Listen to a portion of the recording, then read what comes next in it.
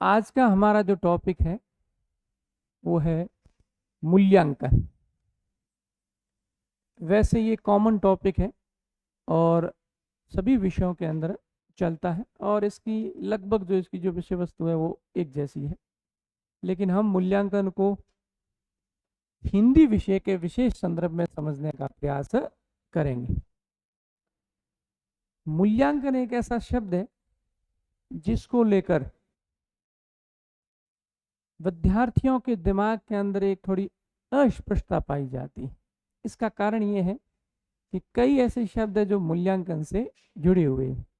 जैसे अपना टॉपिक तो मूल्यांकन है, लेकिन इसके साथ साथ जैसे अपन ने मापन शब्द लिखा गया है, उपलब्धि परीक्षण लिखा है, इसके अलावा सतत एवं व्यापक मूल्यांकन शब्द का भी यहाँ अपन ने उल्लेख किया है। इन शब्दों को लिखने का मुख्य उद्देश्य ये है, इन शब्दों के अर्थ को अगर अपन समझते हैं, जैसे मापन के अर्थ को समझते हैं, उपलब्धि परीक्षण उसके अर्थ को समझते हैं, या सतत एवं व्यापक मूल्यांकन के अर्थ को समझते हैं, तो मूल्यांकन के प्रति जो अपनी धारणा है उसका स्पष्टीकरण है वो हो जाता है। तो सबसे पहले अपन शुरू करते हैं कि मूल्यांकन का क्या अर्थ होता है या मूल्यांकन की क्या परिभाषा है। तो जैसे यहाँ लिखी गई है, मापन की जो उपयोगिता है उसके संबंध में निर्णय करना या उसको मूल्य प्रदान करना क्या कहता है, मूल्यांकन कहलाता है। तो जो मूल्यांकन जो शब्द है इसमें दो शब्द है, एक मूल्य शब्द है और एक क्या है, अंकन। तो मूल्यों के निर्धारण की जो प्रक्रिया है या मूल्यों के अंकन की जो प्रक्रिया है उसको अपन क्या कहते हैं, मूल्यांकन कहते हैं। या दूसरे शब्दों में अपन कह सकते हैं, मूल्यांकन के माध्यम से अपन या तो मूल्यों का निर्धारण करते हैं या किसी वस्तु की जो विशेषता है उसको बताते हैं या उसके जो गुण होते हैं उसको बताते हैं, या जो भी घटना है उसके संबंध में अपन निर्णय या निष्कर्ष प्रदान करते हैं। तो जो निष्कर्ष होता है, जो निर्णय होता है, या जो मूल्य होता है, जो गुण होता है, जो विशेषता होती है, उसको अपन क्या कहते हैं, मूल्यांकन कहते हैं। इसके अलावा मूल्यांकन से जुड़ी हुई एक और अवधारणा है जिसको अपन क्या कहते हैं, मापन। ठीक है, तो मापन का अर्थ क्या है, किसी तथ्य के विभिन्न आयामों को प्रतीक या अंक प्रदान करना क्या कहलाता है, मापन कहलाता है। तो मापन का जो निष्कर्ष होता है वो हमेशा अंकों में होता है और इन अंकों का जब अपन मूल्य निर्धारण कर देते हैं तो वो मापन क्या बन जाता है, मूल्यांकन। इसका मतलब पहले मापन होता है और उसके उपरांत क्या होता है, मूल्यांकन होता है। तो जैसे अपन ने मूल्यांकन की परिभाषा में लिखा है, मापन की जो उपयोगिता है उसके संबंध में जो अपना निर्णय है, जो मूल्य, उसको अपन क्या कहते हैं, मूल्यांकन। पहले मापन होता है और मापन के बाद क्या होता है, मूल्यांकन होता है। मापन की अपन ने क्या परिभाषा देखी, जैसे किसी तथ्य के विभिन्न आयामों को प्रतीक या अंक प्रदान करना क्या कहलाता है, मापन कहलाता है। और मापन का जो निष्कर्ष जो आता है वो हमेशा ही किस में आता है, अंकों में इसको पेश किया जाता है। इसके अलावा एक और शब्द है उपलब्धि परीक्षण। तो विद्यार्थियों की किसी भी विषय में जो योग्यता होती है उस योग्यता को जांचने के लिए या उस योग्यता के परीक्षण के लिए जो भी परीक्षाएं ली जाती हैं उन परीक्षाओं को उपलब्धि परीक्षण या उपलब्धि परीक्षाओं के नाम से जाना जाता है। और इसके अलावा एक और शब्द है सतत एवं व्यापक मूल्यांकन। सतत एवं व्यापक मूल्यांकन मूल्यांकन की एक नवीनतम अवधारणा है और इसके द्वारा अपने मूल्यांकन का जो परंपरागत जो तरीका है उसमें कुछ परिवर्तन किए गए, कुछ संशोधन किए गए। उन परिवर्तनों और संशोधनों को व्यक्त करने के लिए एक नई शब्दावली का प्रयोग किया गया जिसको अपन कहते हैं सतत एवं व्यापक मूल्यांकन। इसमें मूल्यांकन का जो परंपरागत जो तरीका उसमें दो परिवर्तन किए गए। एक तो मूल्यांकन को क्या किया गया है, सतत किया गया है। इसके अलावा मूल्यांकन को व्यापकता है वो प्रदान की गई है। यह सतत शब्द का मतलब है मूल्यांकन की जो प्रक्रिया है वो नियमित रूप से है वो चलनी चाहिए।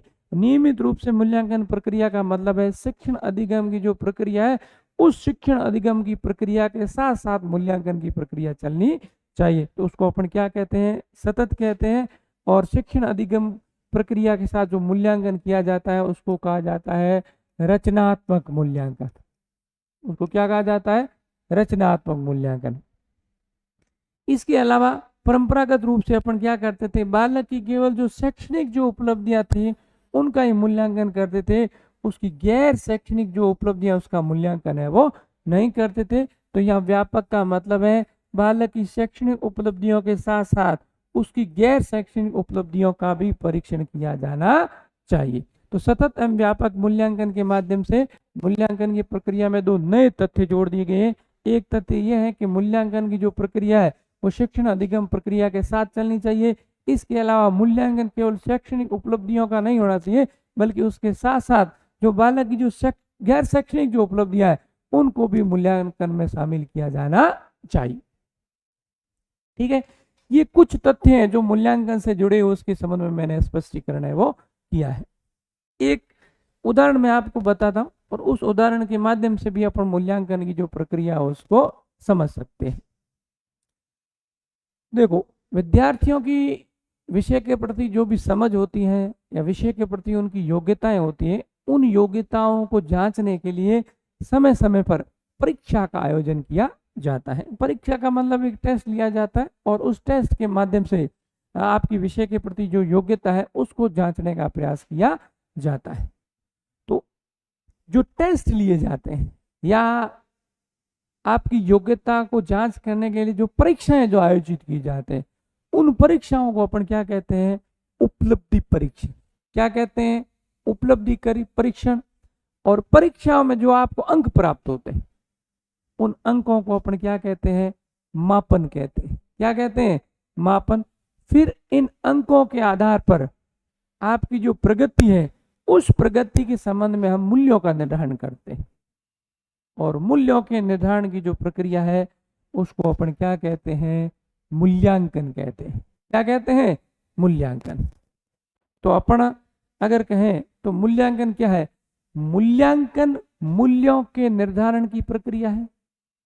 मूल्यांकन किसी वस्तु के गुण को बताने की प्रक्रिया है, या मूल्यांकन किसी भी वस्तु की जो विशेषता है उसको बताने की एक प्रक्रिया है।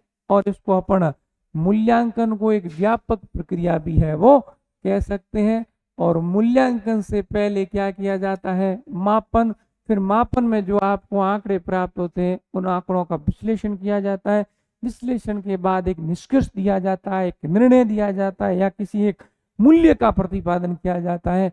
उस मूल्य को अपन क्या कहते हैं, मूल्यांकन कहते हैं। ये प्रक्रिया व्यापक इसलिए है क्योंकि मापन है, उपलब्धि परीक्षण है या सतत एवं व्यापक मूल्यांकन है, ये सभी चीजें मूल्यांकन से है वो जुड़ी गई है। मूल्यांकन सबसे अंतिम प्रक्रिया होती है और ये जो भी चीजें मैंने यहाँ लिखी ये सब इसके अंतर्गत है वो शामिल होती है। ठीक है, अब अपन आगे चलते हैं। अब अपन जो मापन की जो प्रक्रिया है उसको समझने का प्रयास है वो करते हैं। सबसे पहले अपन मापन की जो प्रक्रिया है उसका अर्थ स्पष्ट करते हैं कि भाई मापन क्या है। तो किसी तथ्य के विभिन्न आयामों को अगर अपन प्रतीक या अंक प्रदान करते हैं तो उसको क्या कहा जाता है, मापन कहा जाता है। इसका मतलब है मापन के अंदर जो निष्कर्ष आता है वो हमेशा ही आंकड़ों के अंदर व्यक्त किया जाता है। जैसे आपकी परीक्षा होती है या परीक्षा का जो परिणाम होता है वो हमेशा अंकों में होता है। जैसे 100 नंबर का पेपर हुआ तो किसी के 50 नंबर आते हैं, किसी के 60 नंबर आते हैं, किसी के 80 नंबर आते हैं। तो वो आंकड़ा किस में होता है, अंकों में। तो मापन की सबसे बड़ी विशेषता होती है इसका जो भी निष्कर्ष होगा वो किस में होगा, अंक में होगा। ठीक है, अब अपन मापन की जो विशेषता है होती है उसके बारे में चर्चा करते हैं। तो सबसे पहली विशेषता इसकी क्या है कि ये क्या होता है, अंकात्मक। इसको अपन अंकात्मक क्यों कहते हैं, क्योंकि इसका जो निष्कर्ष होता है, इसका जो परिणाम होता है वो हमेशा ही अंकों के द्वारा व्यक्त किया जाता है। ठीक है, उदाहरण के लिए 100 नंबर का पेपर है और अगर आपको 50 नंबर प्राप्त हुए तो 50 का जो आंकड़ा है वो अपने आप में क्या है, मापन है। क्या है, मापन है। इसका जो भी अंतिम निष्कर्ष होता है वो अंकों में होता है, इसलिए इसको अपन क्या कहते हैं, अंकात्मक कहते हैं। इसके अलावा इसको अपन कहते हैं परिमाणात्मक। क्या कहते हैं, परिमाणात्मक। इसको परिमाणात्मक इसलिए कहा जाता है कि ये परिणाम बताता है। यानी अगर आपके 100 नंबर के पेपर में से 50 नंबर अगर आप प्राप्त कर रहे हो तो 50 नंबर क्या हुआ, वो उस परीक्षा का क्या हुआ, परिणाम हुआ। तो 50 नंबर है वो अपने आप में अंक भी है और अंक के साथ वो अपने आप में क्या है, परिणाम है। इसलिए मापन की पहली विशेषता क्या होती है, अंकात्मक होती है, क्योंकि यह आंकड़ा बताता है। इसके अलावा यह परिणाम बताता है, इसलिए इसको अपन क्या कहते हैं, परिमाणात्मक। इसके अलावा इसको मात्रात्मक भी कहा जाता है, क्योंकि ये किसी भी वस्तु की जो मात्रा होती है उसको बताता है, इसलिए इसको अपन क्या कहते हैं, मात्रात्मक कहते हैं। तो पहली इसकी विशेषता क्या होगी, अंकात्मक, क्योंकि इसका जो भी निष्कर्ष होगा वो आंकड़ा में होगा। इसके अलावा दूसरी विशेषता क्या होगी, परिमाणात्मक, क्योंकि ये परिणाम बताता है। तीसरी इसकी विशेषता क्या होगी, मात्रात्मक। ये क्या होता है, किसी वस्तु की क्या बताता है, मात्रा बताता है। इसके अलावा मापन हमेशा क्या होता है, वस्तुनिष्ठ होता है, या वस्तुनिष्ठ का मतलब है मापन के अंदर अपन ने जो आंकड़ा प्राप्त किया है वो आंकड़ा तथ्यात्मक होता है, अपने आप में सही होता है, उसके अंदर कोई गलत चीज है वो नहीं होती, इसलिए इसको अपन क्या कहते हैं, वस्तुनिष्ठ। लेकिन उन आंकड़ों में अगर अपन अपनी तरफ से कुछ अगर जोड़ दें तो उसको अपन कहते हैं व्यक्तिनिष्ठ। क्या कहते हैं, व्यक्तिनिष्ठ। तो मापन कभी भी व्यक्तिनिष्ठ नहीं होता है, ये हमेशा क्या होता है, वस्तुनिष्ठ होता है, क्योंकि इसका जो अंक होता है वो हमेशा एकदम सही प्रक्रिया से प्राप्त किया जाता है। इसके अलावा ये होता है वर्णनात्मक। वर्णनात्मक का मतलब किसी स्थिति या घटना का ये केवल क्या करता है, वर्णन करता है, लेकिन ये कभी भी उसका विश्लेषण है वो नहीं करता है। तो ये मापन की क्या होगी, विशेषता है।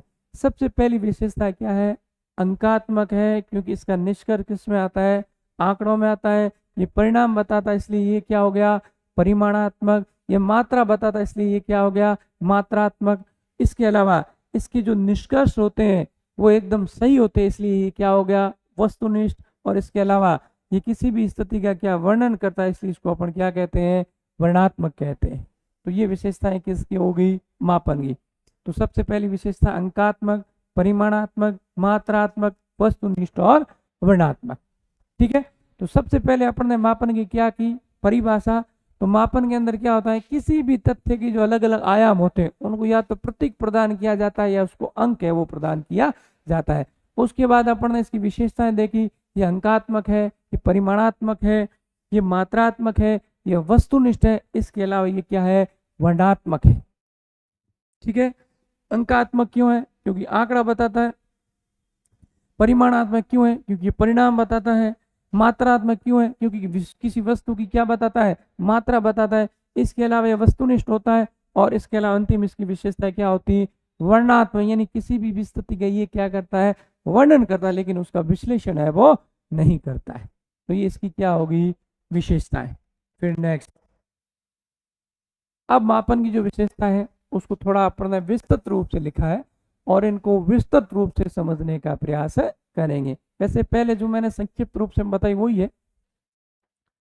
सबसे पहला इसके अंदर क्या है, मापन के अंतर्गत विभिन्न निरीक्षण वस्तुओं एवं घटनाओं का अंकात्मक रूप में वर्णन है वो किया जाता है। तो पहली अपन ने विशेषता क्या देखी थी इसकी, ये क्या होता है, अंकात्मक होता है, क्योंकि किसी भी घटना का जो वर्णन होता है वो किस में होता है, अंकों में होता है, आंकड़ों में होता है, इसलिए इसको अपन क्या कहते हैं, अंकात्मक।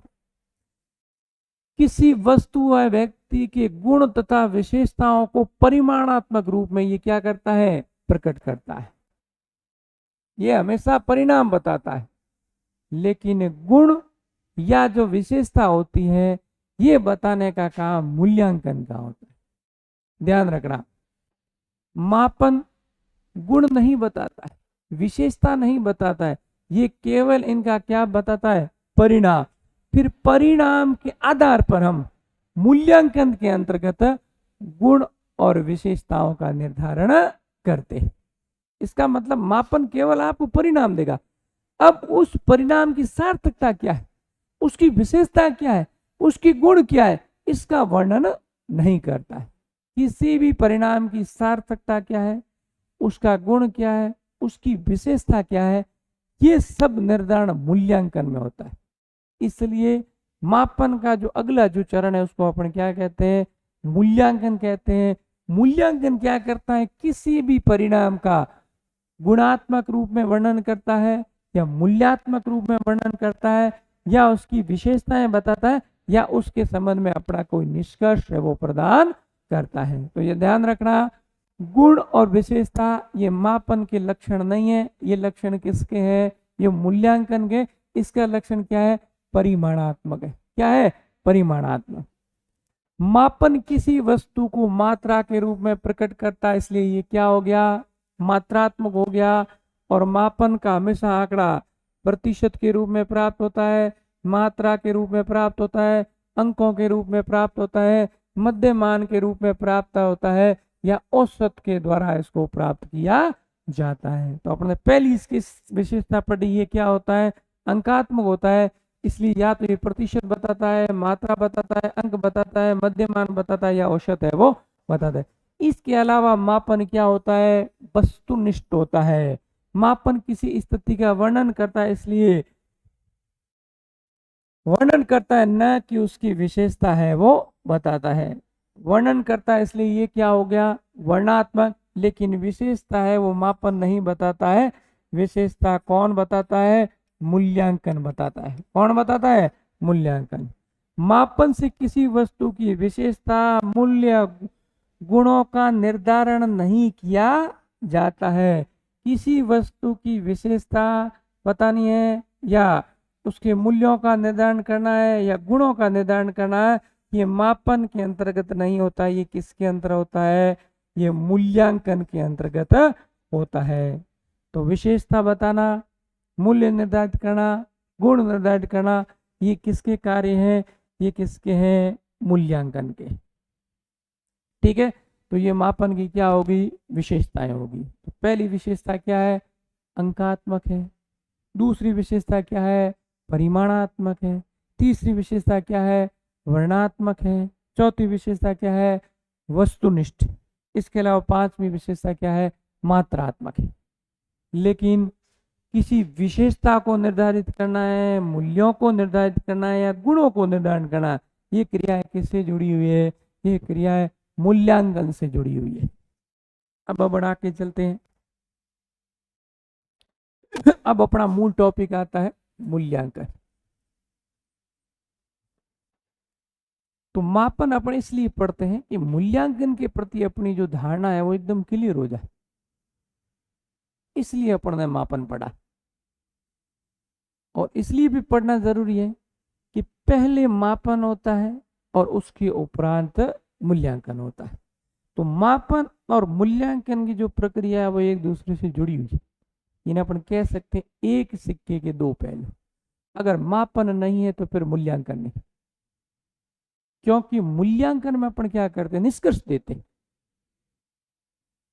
या अपन क्या करते हैं, विशेषता बताते, या अपन गुणों का निर्धारण करते,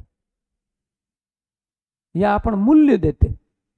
तो अगर आप विशेषता बता रहे हो, गुण बता रहे हो, मूल्यों का निर्धारण कर रहे हो या निष्कर्ष दे रहे हो या निर्णय दे रहे हो, जब तक आपके पास कोई आंकड़ा नहीं होगा, जब तक आपके पास कोई तथ्य नहीं होगा, तब तक आप न तो गुणों का निर्धारण कर सकते हो, नहीं मूल्यों का निर्धारण कर सकते हो, और नहीं कोई निष्कर्ष या निर्णय प्रदान कर सकता हो। तो निष्कर्ष के लिए, निर्णय के लिए अपने को क्या चाहिए, आंकड़े चाहिए, तथ्य चाहिए। तो वो तथ्य और आंकड़े उपलब्ध कौन करवाता है, मापन। कौन करवाता है, मापन। तो मूल्यांकन की प्रक्रिया में सबसे पहले क्या होता है, मापन होता है। मापन से अपन जो आंकड़े प्राप्त करते हैं, फिर उन आंकड़ों का अपन क्या करते हैं, विश्लेषण करते हैं या उनके संबंध में एक निष्कर्ष निकालते हैं या उसके संबंध में अपन एक निर्णय लेते हैं या उसकी जो गुण है, उसकी विशेषता है, उसको बताने का प्रयास है वो करते हैं। और उस प्रक्रिया को अपन क्या कहते हैं, मूल्यांकन कहते हैं। क्या कहते हैं, मूल्यांकन। तो पहले मापन होता है और मापन के उपरांत क्या होता है, मूल्यांकन। अब अपन जो मूल्यांकन की जो प्रक्रिया है उसको पढ़ने का प्रयास है वो करेंगे। तो सबसे पहली बात है कि मूल्यांकन एक विस्तृत और निरंतर चलने वाली प्रक्रिया है। विस्तृत है, इसलिए मैंने कहा विस्तृत, या इसके लिए शब्द का प्रयोग क्या किया है, व्यापक है और निरंतर रूप से चलती रहती है। यानी शिक्षण अधिगम की अगर प्रक्रिया होती है तो स्वाभाविक रूप से मूल्यांकन उसके साथ है वो चलता है। जहां किसी मापन की उपयोगिता के संबंध में, अब अपन मूल्यांकन की परिभाषा कर रहे हैं, तो अपन ने कहा पहले क्या होता है, मापन। क्या होता है, मापन। और मापन से अपन क्या प्राप्त करते हैं, या तो तथ्य प्राप्त करते हैं या क्या प्राप्त करते हैं, आंकड़े प्राप्त करते हैं। और इन तथ्यों और आंकड़ों का अपन मूल्यांकन के अंतर्गत क्या करते हैं, विश्लेषण करते हैं। क्या करते हैं, विश्लेषण। तो उपयोगिता के संबंध में निर्णय शब्द भी आ सकता है, मूल्य शब्द भी आ सकता है, गुण शब्द भी आ सकता है और विशेषता शब्द भी आ सकता है। ये सब चीजें किससे जुड़ी हुई है, मूल्यांकन से। तो अपन कह सकते हैं किसी मापन की उपयोगिता के संबंध में। अब इसकी जो उपयोगिता है उसके संबंध में कोई निर्णय भी हो सकता है, निष्कर्ष भी हो सकता है, मूल्य भी हो सकता है, उसका कोई गुण भी हो सकता है, या उसकी कोई विशेषता भी हो सकती है। अभी मैंने जिन शब्दों का उच्चारण किया ये सब शब्द किससे जुड़े हुए हैं, मूल्यांकन। यानी निर्णय शब्द किससे जुड़ा हुआ है, मूल्यांकन से। निष्कर्ष शब्द किससे जुड़ा हुआ है, मूल्यांकन से। विशेषता शब्द किससे जुड़ा हुआ है, मूल्यांकन से। मूल्यों का निर्धारण शब्द किससे जुड़ा है, मूल्यांकन से। गुणों का निर्धारण शब्द किससे जुड़ा हुआ है, मूल्यांकन से। ठीक है। उदाहरण के लिए जैसे मान लो कोई विद्यार्थी है और वो बोर्ड परीक्षाओं के अंदर अगर 75% अंक प्राप्त करता है तो बोर्ड उसके पीछे डी लिख देती है, यानी डिक्टेशन देती है उसको। और जैसे मान लो कोई बच्चा है वो 28 नंबर या 29 नंबर प्राप्त करता है तो फिर उसके पीछे लिख देती है ग्रेस। अब देखो बच्चे ने जो अंक प्राप्त किए हैं 75%, ये अंक अपने आप में क्या है, मापन, यानी आंकड़ा है, तथ्य। और अब इसने अपन ने क्या किया, 75 जो नंबर है नी, इनकी उपयोगिता या इनकी विशेषता के लिए आगे शब्द क्या लिख दिया, डी। तो डी यानी डिक्टेशन अपने आप में क्या हो गया, मूल्यांकन। क्या हो गया, मूल्यांकन। अब इसको अपन मूल्यांकन क्यों कह रहे हैं, क्योंकि ये जो डी है ना वो 75 जो नंबर अपन ने प्राप्त किए हैं उसकी उपयोगिता के संबंध में एक निष्कर्ष है। और इसका मतलब है बोर्ड ये मानता है कि जिस भी विद्यार्थी को 75% से अधिक अंक प्राप्त होते हैं तो वह विद्यार्थी उस विषय में अपने आप में एकदम इंटेलिजेंट या होशियार है वो माना जाता है। और मान लो किसी के 28 नंबर प्राप्त हुए, उसके पीछे जी लगा रहे, तो ये जी भी अपने आप में क्या हुआ, ये भी मूल्यांकन, मूल्य एक प्रकार। लेकिन ये क्या है, ग्रेस। ग्रेस का मतलब है इस विद्यार्थी, ये जो विद्यार्थी है वो अपने विषय में क्या है, कमजोर है, और उसको पास करने के लिए बोर्ड के द्वारा उसको ग्रेस प्रदान किया जाता है। यानी 28 से नंबर बढ़ाकर उसके 35 कर दिए जाते। तो समझ में आ गई बात। जो अपने को नंबर प्राप्त हुए हैं वो क्या है, मापन। और इन नंबरों के आधार पर अपन क्या करते हैं, मूल्यांकन करते हैं। तो ये डी अपने आप में डिक्टेशन क्या हो गया, मूल्यांकन हो गया। ग्रेस भी अपने आप में क्या हो गया, मूल्यांकन। यानी मूल्यांकन के द्वारा अपन अंकों की जो उपयोगिता होती है उसका क्या करते हैं, निर्धारण करते हैं। तो 75 की उपयोगिता क्या है कि वो विद्यार्थी अपने उस विषय में एक्सपर्ट है वो माना जाता है, और जी का मतलब है वो विषय में कमजोर है वो माना जाता है। ठीक है। अब मूल्यांकन के दो परिभाषाएं दी गई है, एक कोठारी की परिभाषा है और एक बीएस ब्लूम की है। अब कोठारी आयोग की परिभाषा क्या है कि मूल्यांकन एक सतत प्रक्रिया जो शिक्षा का अभिन्न अंग है तथा शिक्षण उद्देश्यों के साथ घनिष्ठ रूप से क्या है, संबंधित है।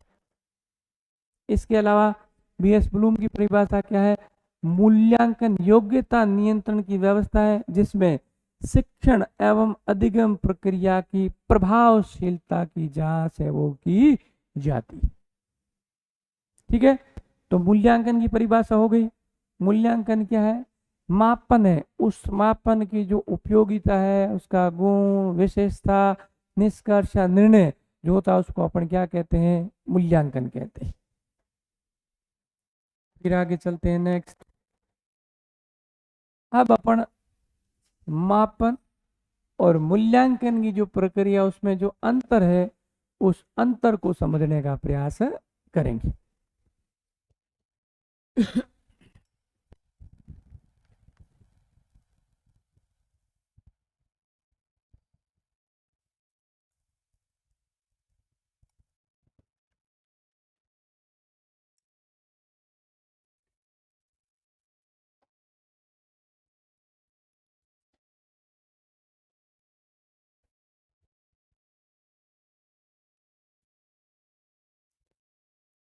एक तरफ अपन ने मापन की जो विशेषता है उनको लिखा है और दूसरी तरफ मूल्यांकन की विशेषताओं को है वो लिखा है। तो दोनों के अंतर को समझने से मूल्यांकन के प्रति जो आपकी धारणा है या मापन के प्रति जो आपकी धारणा है ना, वो एकदम से क्लियर हो जाएगी। तो सबसे पहले इसने लिखा है मापन किसी वस्तु की क्या बताता है? मात्रा। तो पहले अपन ने इसकी विशेषता पढ़ी कि ये मात्रात्मक होता है, यानी किसी वस्तु की मात्रा या आंकड़ा अपने को वो उपलब्ध करवाता है। मूल्यांकन किसी वस्तु का गुण या विशेषता बताता है। इसलिए इसको अपन कह सकते हैं मूल्यांकन हमेशा क्या होता है? गुणात्मक। क्या होता है? गुणात्मक। लेकिन मापन हमेशा क्या होता है? मात्रात्मक होता है। यानी ये केवल वस्तु की मात्रा बता रहा है, उस वस्तु का जो गुण है वो नहीं बताता है। गुण बताने का काम कौन करता है? मूल्यांकन करता है। इसलिए मूल्यांकन होता है गुणात्मक। क्या होता है? गुणात्मक। और मापन क्या होता है? मात्रात्मक होता है। यानी मूल्यांकन किसी वस्तु का गुण भी बता सकता है या उस वस्तु की विशेषता भी बता सकता है। फिर दूसरी विशेषता है इसकी, मापन हमेशा क्या होता है? परिमाणात्मक। यानी ये अपने को परिणाम बताता। जैसे कोई परीक्षा हुई 100 अंकों की थी और परिणाम का मतलब है किसी विद्यार्थी को 75 नंबर प्राप्त हुए। लेकिन ये जो 75 नंबर है ये अपने आप में क्या है? ये एक आंकड़ा भी है और ये अपने आप में एक परिणाम है। लेकिन ये जो 75 नंबर है इनकी उपयोगिता क्या है उसके संबंध में मापन कोई स्पष्टीकरण नहीं करता है।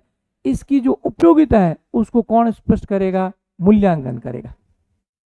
ठीक है। तो मूल्यांकन परिमाणात्मक ही होता है और गुणात्मक दोनों ही होता है। यानी मूल्यांकन में परिणाम भी होता है और उस परिणाम का गुण होता है, दोनों होते हैं। इसलिए इसको अपन परिमाणात्मक भी कह सकते हैं और गुणात्मक भी कह सकते हैं। लेकिन मापन केवल क्या होता है? परिमाणात्मक होता है। तीसरी विशेषता है मापन का कार्य केवल क्या है? अंक प्रदान करना है। इसलिए इसको अपन अंकात्मक कहते हैं। और मूल्यांकन में अंक निर्धारण के बाद मूल्यों का निर्धारण है वो किया जाता है। जैसे किसी विद्यार्थी को 75 नंबर प्राप्त हो गए, उसके अपन ने डी लिख दिया, तो ये डी अपने आप में क्या है? एक मूल्य है, एक गुण है या एक क्या है? विशेषता है। गुण और विशेषता का मतलब है बोर्ड के अंदर कोई विद्यार्थी अगर 75 अंक प्राप्त करता है तो उसको उस विषय में विशेष माना जाता है।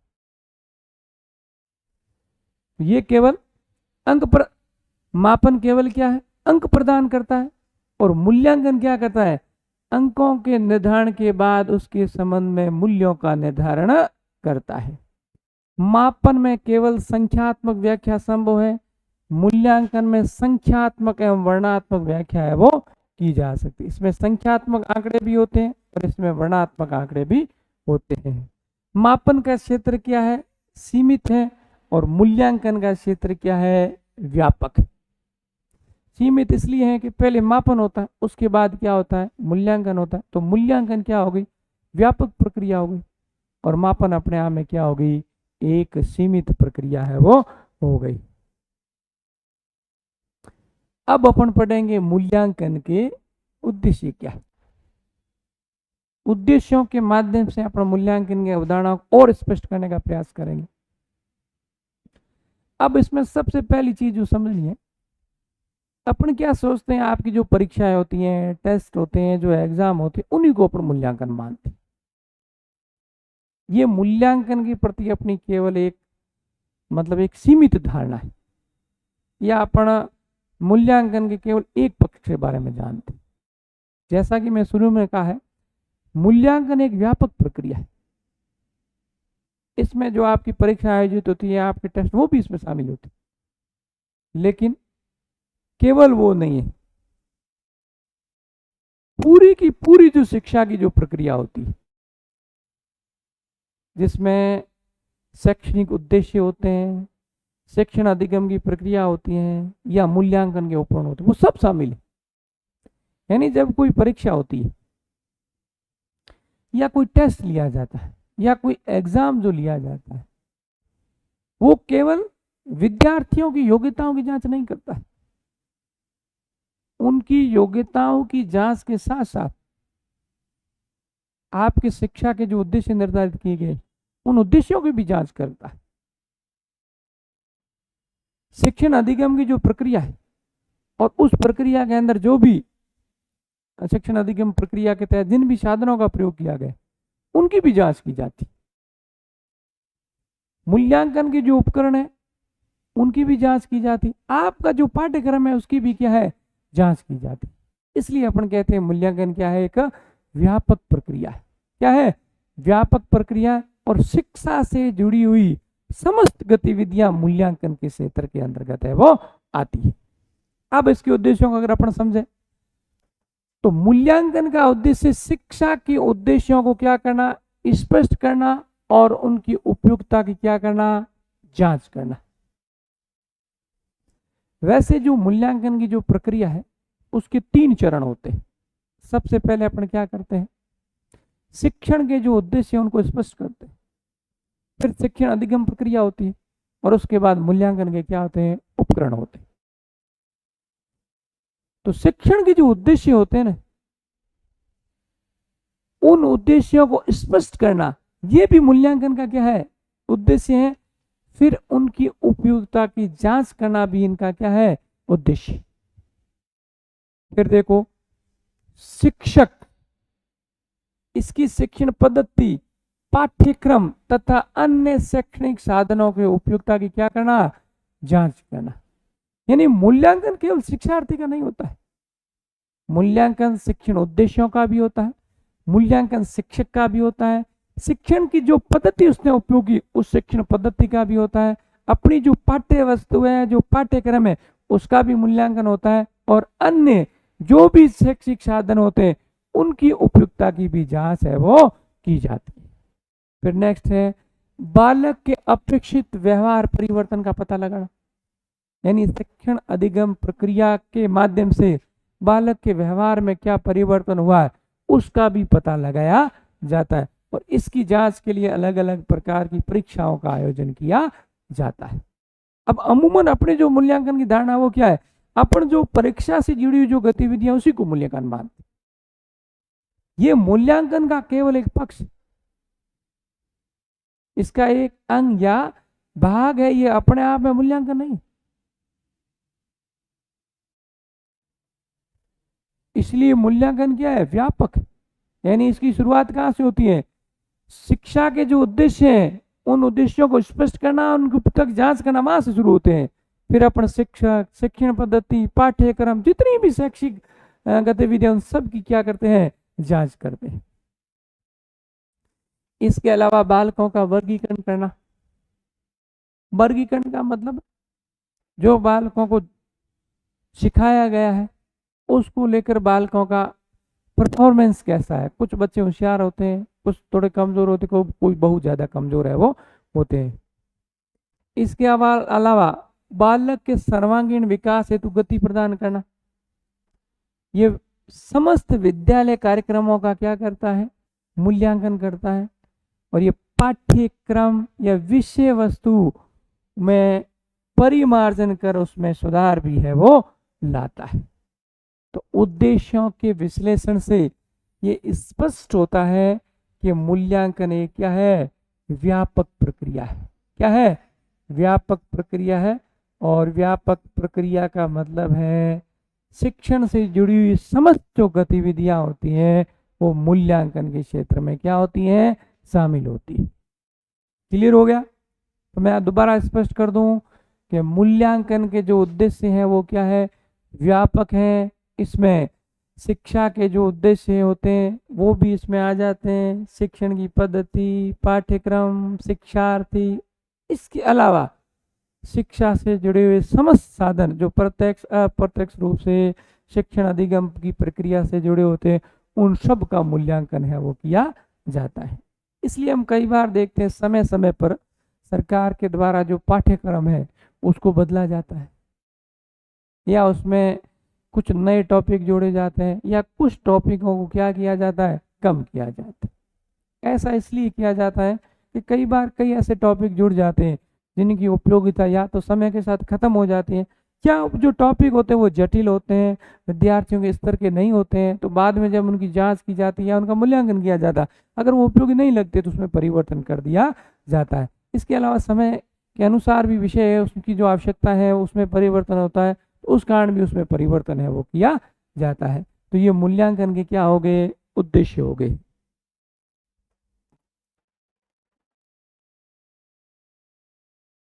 अब देखो, मूल्यांकन की जो प्रक्रिया है ना, इस प्रक्रिया को स्पष्ट करने के लिए शिक्षाविद बीएस ब्लूम ने एक मूल्यांकन का त्रिआयामी मॉडल दिया।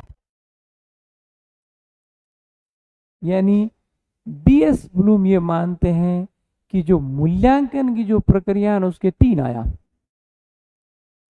कितने हैं, तीन। और सबसे पहला उसने क्या कहा है, उद्देश्य। दूसरा इसने क्या कहा है, सीखने के अनुभव। और तीसरा इसने कहा है मूल्यांकन के उपकरण। तो बीएस ब्लूम ने मूल्यांकन की प्रक्रिया के कितने चरण माने, कितने भाग या कितने अंग माने, तो कितने हैं, तीन। सबसे पहले इसने कहा है उद्देश्य का मतलब है शिक्षण उद्देश्य या शैक्षिक उद्देश्य। शिक्षण अधिगम शिक्षण की जो प्रक्रिया होती है उसके अमूमन तीन चरण माने जाते हैं, और ब्लूम भी तीन बता रहा है। सबसे पहले अपन क्या करते हैं, शिक्षा के जो उद्देश्य है उनको निर्धारित करते हैं। फिर ये जो अपन ने उद्देश्य निर्धारित किए, इन उद्देश्यों के अनुरूप अपन क्या करवाते हैं, शिक्षण अधिगम प्रक्रिया, या अपन जिसको सीखने के अनुभव भी कह सकते हैं। और शिक्षण अनुभव के बाद अपन क्या करते हैं, मूल्यांकन करते हैं। इसमें मूल्यांकन के क्या आ गए, उपकरण आ गए।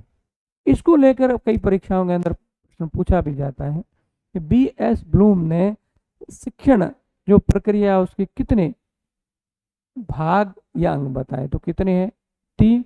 और इनका जो मॉडल है उसको क्या कहते हैं, त्रिआयामी मॉडल कहते हैं। यानी इन्होंने तीन आयाम बता दिए।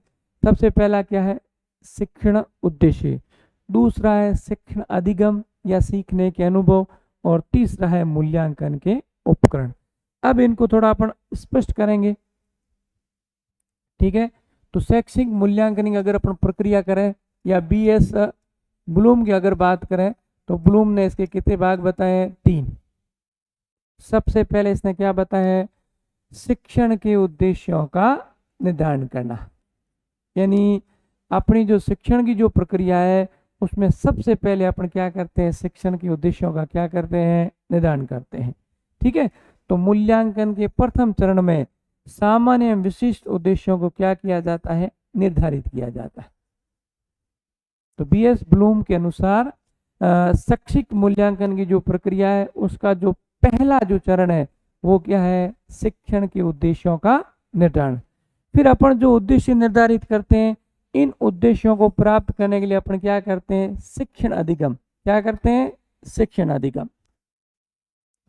तो शैक्षिक उद्देश्यों को निश्चित करने के पश्चात एक ऐसी स्थिति का निर्माण किया जाता है जिसके अंतर्गत बालक को उपयुक्त शिक्षण अनुभव प्राप्त हो सके। यहाँ ऐसे साधनों, विषय वस्तु तथा शैक्षणिक परिस्थितियों का प्रयोग किया जाता है जिनसे शैक्षणिक उद्देश्यों की प्राप्ति सफलतापूर्वक है वो हो सके। और तीसरा इसने बताया है मूल्यांकन के उपकरण या मूल्यांकन के साधन। तो यह विभिन्न मनोवैज्ञानिक एवं शैक्षिक परीक्षण तथा मूल्यांकन पद्धति, लिखित परीक्षा, मौखिक परीक्षा, निरीक्षण विधि आदि के माध्यम से शिक्षक यह मूल्यांकित करता है कि बालक के व्यवहार में क्या परिवर्तन है वो हुए हैं। तो शैक्षिक मूल्यांकन की प्रक्रिया के बी.एस. ब्लूम ने कितने चरण बताए हैं? 3 चरण। और इसको बी.एस. ब्लूम का त्रिआयामी मॉडल भी कहा जाता है। सबसे पहला चरण इसने क्या बताया है? इसमें अपन क्या कहते हैं, शिक्षण के जो उद्देश्य है उनको निर्धारित करते हैं। फिर निर्धारित उद्देश्यों को प्राप्त करने के लिए अपन क्या करते हैं, शिक्षण अधिगम की प्रक्रिया है वो करते हैं। और शिक्षण अधिगम प्रक्रिया के उपरांत बालक के व्यवहार में परिवर्तन हुआ कि नहीं हुआ, इसके लिए अपन क्या करते हैं, मूल्यांकन करते हैं। और मूल्यांकन के कई उपकरण या कई साधन है वो होते हैं, जिसमें लिखित परीक्षा भी हो सकती है, मौखिक परीक्षा भी हो सकती है, प्रायोगिक परीक्षा भी हो सकती है, या अन्य कोई भी तरीका हो सकता है जिसके माध्यम से अपन विद्यार्थी की योग्यता की जांच है वो करते हैं। ठीक है, अब इसमें ये हो गया बी.एस. ब्लूम का मूल्यांकन का त्रिआयामी मॉडल। तो त्रिआयाम मतलब इसके बी.एस. ब्लूम ने मूल्यांकन के कितने आयाम बताए? 3 आयाम बताए। सबसे पहला क्या है, शिक्षण के उद्देश्य, फिर सीखने के अनुभव या शिक्षण अधिगम प्रक्रिया, और तीसरा इन्होंने क्या बताया है, मूल्यांकन के उपकरण।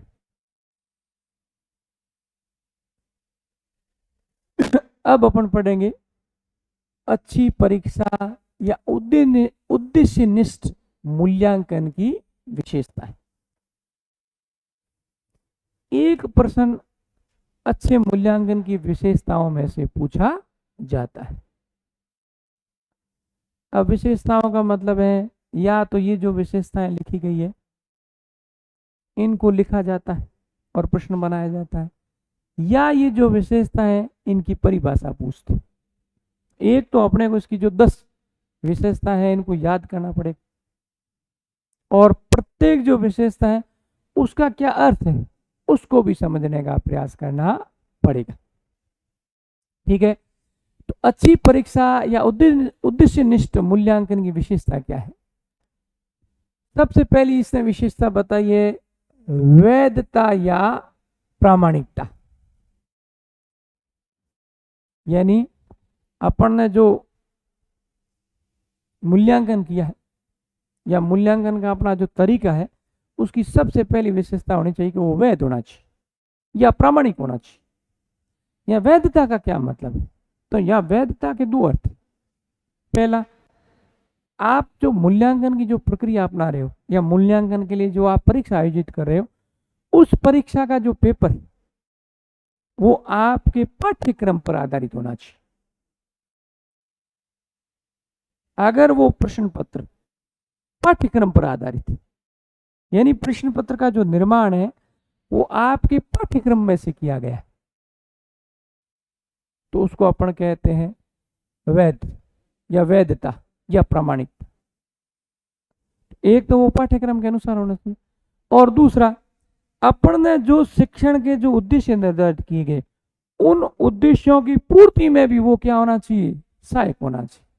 अगर इन दोनों योग्यताओं को वो परीक्षण अगर पूर्ण करता है तो उसको अपन क्या कहते हैं, वैध या प्रामाणिक। तो वैधता और प्रामाणिकता का क्या मतलब हुआ कि मूल्यांकन निर्धारित पाठ्यक्रम पर आधारित होना चाहिए और मूल्यांकन के उद्देश्यों की पूर्ति में सक्षम होना चाहिए। यानी जो प्रश्न पत्र आपने बनाया है वो पाठ्यक्रम में से ही बनाया है, वैध है। अपन ने जो उद्देश्य निर्धारित किए हैं उनकी पूर्ति करता है तो ये भी अपने आप में क्या हो गया, वैध। तो अच्छे मूल्यांकन की सबसे पहली विशेषता क्या होती है, वैधता या प्रामाणिकता। तो इसमें वैधता की परिभाषा पूछ सकती है, भाई वैधता का क्या अर्थ है? तो वैधता का मतलब है जो अपना प्रश्न पत्र है या मूल्यांकन का जो तरीका है वो पाठ्यक्रम आधारित होना चाहिए, यानी प्रश्न पत्र का निर्माण पाठ्यक्रम में से करना चाहिए। अब कई बार जैसे अपने प्रतियोगी जो परीक्षाएं होती हैं या माध्यमिक शिक्षा बोर्ड के द्वारा जो भी परीक्षा आयोजित की जाती हैं उनको लेकर कई बार जो छात्र होते हैं वो आपत्ति दर्ज कराते हैं कि कुछ ऐसे प्रश्न हैं जो मतलब पाठ्यक्रम में नहीं है लेकिन दे दिए गए। तो वो किसको चैलेंज करे? वो उस प्रश्न पत्र की जो वैधता है, उसकी जो प्रामाणिकता है, उसको क्या करें? चैलेंज करें। तो वैधता और प्रामाणिकता का मतलब ये हुआ कि मूल्यांकन है वो निर्धारित पाठ्यक्रम पर आधारित होना चाहिए। अगर वो पाठ्यक्रम में से बनाया गया है तो वो अपने आप में क्या है? वैध है। और दूसरा, अपन ने जो उद्देश्य निर्धारित किए गए उन उद्देश्यों की पूर्ति में अगर वो सहायक है तो उसको अपना वैध या प्रामाणिक है वो कह सकते हैं।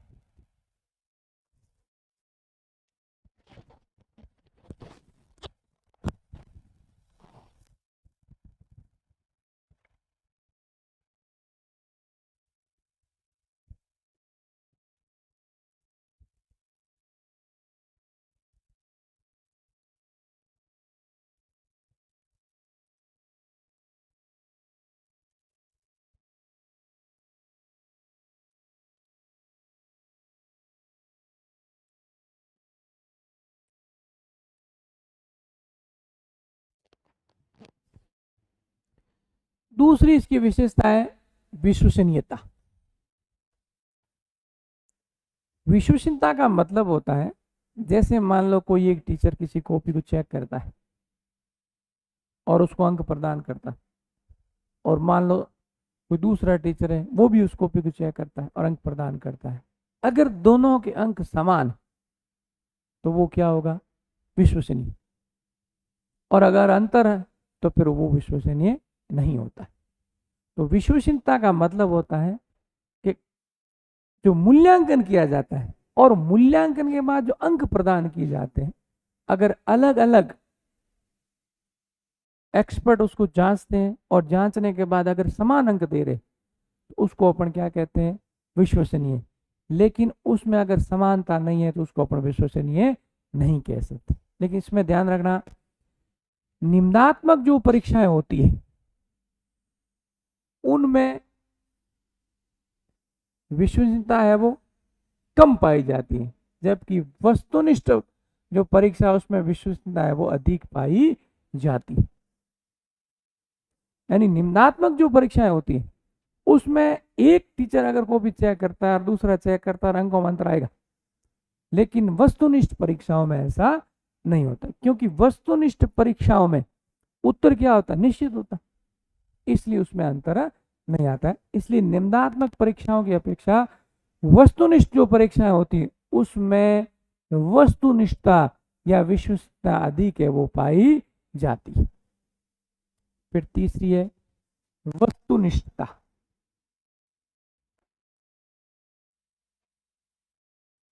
अब वस्तुनिष्ठता का क्या मतलब है? यहाँ इसके लिए दो शब्द लिखे गए हैं। सबसे पहला इसने लिखा है प्रश्नों के विभिन्न उत्तर नहीं बल्कि केवल एक उत्तर होगा। तो उसको अपन क्या कहते हैं? वस्तुनिष्ठ। मतलब आप जो प्रश्न पूछ रहे हो उसका केवल एक उत्तर होना चाहिए, ऐसा नहीं उसके दो उत्तर जाए। कई बार परीक्षाओं के अंदर ऐसे सवाल आते हैं जिनके दो उत्तर होते हैं। अगर किसी एक प्रश्न के दो उत्तर है तो वो किससे जुड़ा हुआ है? वस्तुनिष्ठता से जुड़ा हुआ है। इसके अलावा वस्तुनिष्ठता का अर्थ होता है कि उत्तर पुस्तिका की जांच पर अध्यापक के व्यक्तित्व का प्रभाव नहीं पड़ना चाहिए। अगर उत्तर पुस्तिका के जांच में किसी विद्यार्थी से टीचर भावनात्मक रूप से जुड़ा हुआ है और उसको अधिक अंक अगर प्रदान कर देता है, उसको अपन कहते हैं व्यक्तिनिष्ठता। क्या कहते हैं? व्यक्तिनिष्ठता कहते हैं। और अगर वो वस्तु स्थिति के आधार पर, यानी जैसा उसने परफॉर्मेंस किया है उसके हिसाब से अगर मार्किंग करता है तो उसको अपन क्या कहते हैं? वस्तुनिष्ठता।